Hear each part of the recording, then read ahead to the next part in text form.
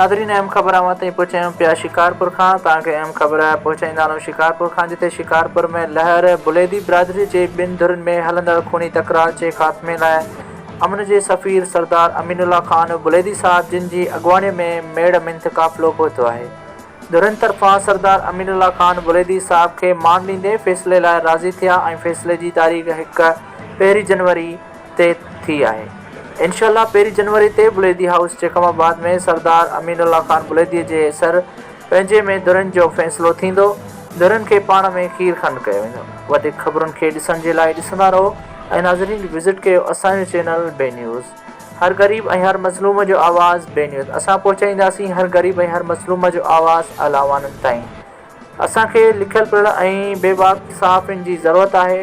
पढ़ियल लिखियल ऐं सहाफ़त सां शौक़ु रखंदड़ नौजवान सहाफ़ियुनि सां असांजे हेठिनल नंबरनि ते राब्तो करे ऐं थियो असांजी टीम जा हिसा।